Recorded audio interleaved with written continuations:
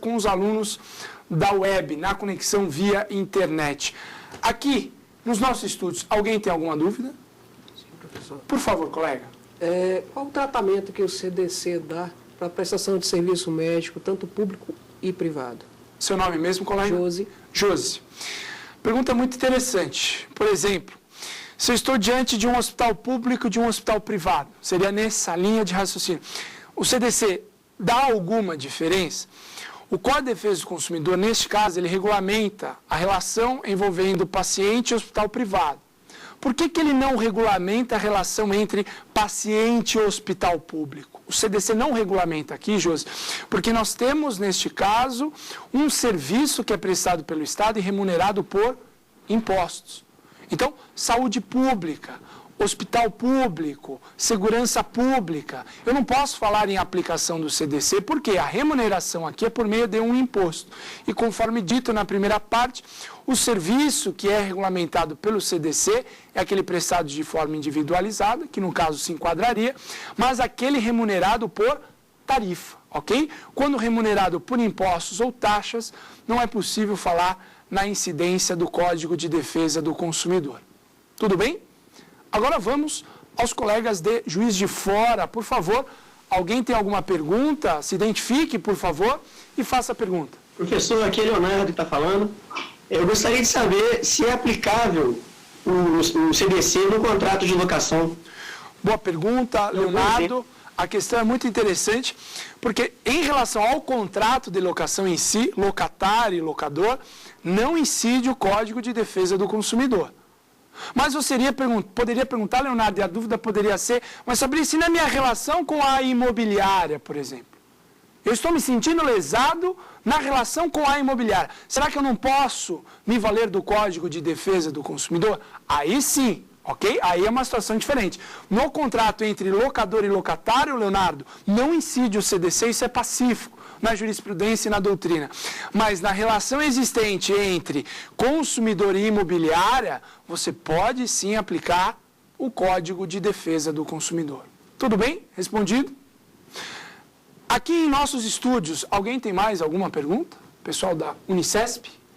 Seu nome, por favor. Meu nome é Georgia. Eu gostaria de saber se a aplicação do CDC, no caso de financiamento de veículo, quando a pessoa fixa um valor de prestação, só que depois considera aquele valor muito alto e entra lá na questão na justiça para poder baixar a prestação. Se é possível abaixar essa prestação, sem sombra de dúvidas, desde que reconhecida a abusividade nesse tipo de prestação. Então, se há um juro abusivo acima da média, aquilo que a justiça pode entender como lesivo ao consumidor, sem sombra de dúvidas é possível você entrar com uma ação para revisar esses juros, revisão do contrato, revisão da prestação, e até um tema muito interessante. Um dos princípios que envolve a relação jurídica de consumo é aquele que está no artigo 6º, inciso 5º do Código de Defesa do Consumidor, que fala que cláusulas desproporcionais poderão ser modificadas e aquelas manifestamente excessivas poderão ser revisadas. Seria um princípio da manutenção implícita do contrato de consumo.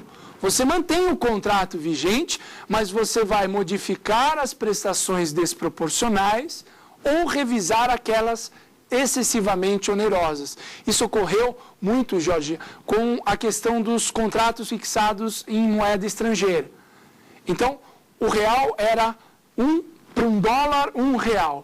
E aí teve aquele aumento estratosférico e os consumidores que fixaram valores com base no dólar tiveram um prejuízo muito grande.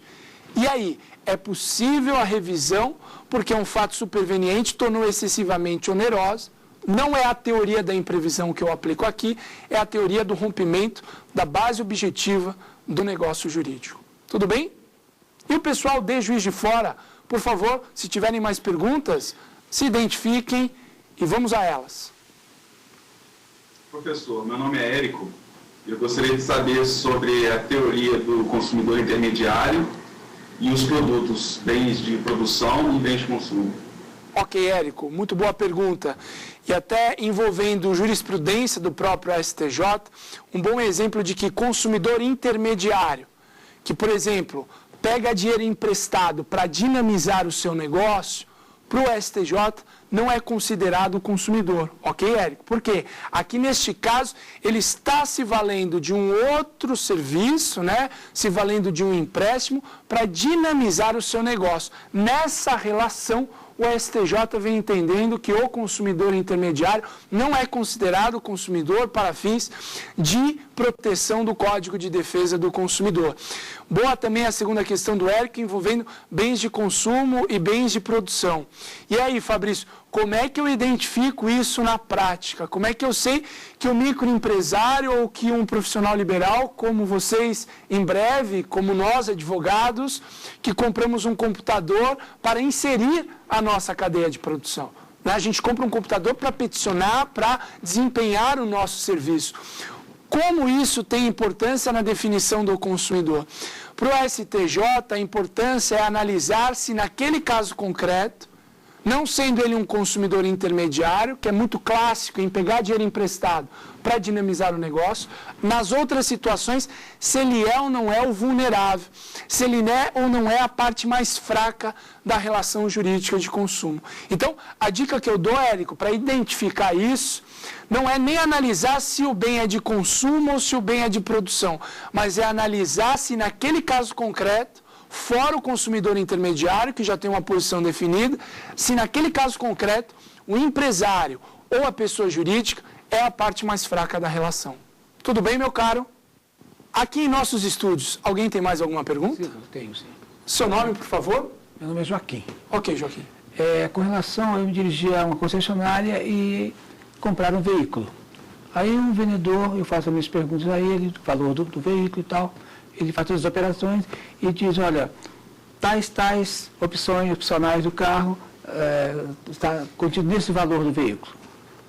E quando eu volto lá para realmente pegar Fechar o negócio? o bem, para fazer o fechamento, ele disse que na época ele disse a mim que a trava elétrica e tal, etc., as opcionais, as quais ele me disse, e no entanto ele fala para mim que não, que eu vou ter que pagar e tudo mais, etc., e não me passou nenhum documento que eu pudesse me sentir seguro daquela, né, do posicionamento que ele me passou.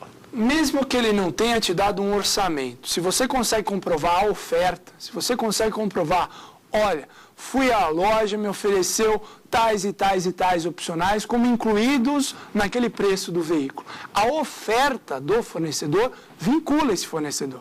Então, o vendedor, quando promete para o senhor, seu Joaquim, que neste caso, o seu carro tem um preço X e engloba tais e tais e tais opcionais, ele está obrigado a cumprir aquilo que ele ofertou.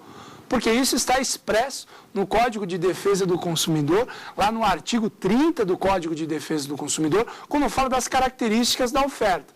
A oferta envolve qualquer informação ou publicidade suficientemente precisa, então não é só publicidade. A informação de um vendedor como essa é capaz de vincular o fornecedor. A oferta integra o contrato que vier a ser celebrado. E, por fim, meus caros, ela obriga o fornecedor. Então, ele está obrigado a fornecer nos mesmos termos que ele te propôs uma primeira oportunidade. Se você não levou nenhuma testemunha, não tem nada escrito, entre com uma ação e peça a inversão do ônus da prova. A empresa que comprove que não ofereceu tudo isso para o senhor. É obrigação dela provar o contrário e não do senhor. Tudo bem? Uma última questão do pessoal lá do Instituto Viana Júnior. Por favor, o nome e a pergunta. Leonardo, professor. Como o senhor bem colocou no primeiro bloco, o STJ se posiciona à luz da corrente finalista, só que de forma atenuada, correto? Isso. Então, nós vimos alguns julgados recentemente à luz da teoria maximalista, da corrente maximalista. Isso representa uma nova inclinação, uma nova tendência ou são posicionamentos isolados? Eu entendo que não conheço o julgado que você está se referindo, Leonardo. Então, eu vou analisar a questão como o que vem prevalecendo no STJ. Prevalece no STJ que, para realmente se aplicar o Código de Defesa do Consumidor, só numa relação em que comprovada, tecnicamente falando, repito, Leonardo, a hipossuficiência. Porque a vulnerabilidade, se você for no artigo 4º, inciso 1º do CDC, fala, o consumidor é o quê? É vulnerável. Então, a vulnerabilidade, por ser um fenômeno de direito material, nós presumimos. Mas quando falamos em hipossuficiência, ela tem que ser comprovada diante do caso concreto.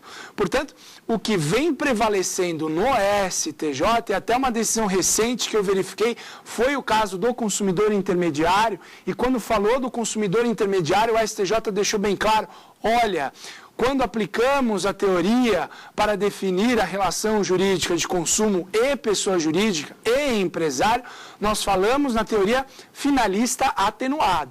Portanto, o que prevalece, não conheço a decisão a que você se refere, mas o que prevalece, sem sombra de dúvidas, para fins de concurso público, até para colocar em provas de universidade, posição do STJ, finalista atenuada. Só para recapitular, quando falamos em maximalista, seria admitir toda e qualquer situação o empresário pode falar em Código de Defesa do Consumidor. Entender dessa forma, meus caros, seria fugir da ratio do Código de Defesa do Consumidor. Porque o CDC foi instituído com qual objetivo? Reequilibrar uma relação que é desigual. Relação entre empresários, direito civil, Código Civil, comercial, empresarial. Eu não falo em Código de Defesa do Consumidor. Por quê? Porque as partes estão em posições igualitárias ou muito próximas umas das outras. Diferente na relação jurídica de consumo, em que o fornecedor é o detentor do monopólio dos meios de produção. É ele, Leonardo, que determina o que, quando e como produzir. O consumidor é a parte mais fraca. Ele precisa de direitos, e o CDC fornece isso, direitos básicos ao consumidor. Nós precisamos de princípios que obriguem o fornecedor a determinadas condutas, com qual objetivo? De reequilibrar uma relação jurídica que é tão desigual. Então, meus caros, e Leonardo, concessa vênia ao STJ, se ele passa, não conhece essa posição nova, a defender isso, ele vai contra o raciocínio inicial do Código de Defesa do Consumidor, que é proteger o mais fraco. Se o empresário é o mais fraco no caso concreto, tudo bem. Se o profissional liberal é o mais fraco diante do caso concreto, tudo bem. Mas isso de forma excepcional. Porque na relação entre fornecedores, aplicamos sem sombra de dúvida o direito comum, o direito empresarial. Tudo bem? Maravilha? Chegamos ao fim de mais um bloco do programa Apostila de hoje. No próximo, conversaremos com os alunos sobre o nosso quiz. Perguntas para saber se realmente foram entendidos os ensinamentos da aula de hoje. Até o próximo bloco.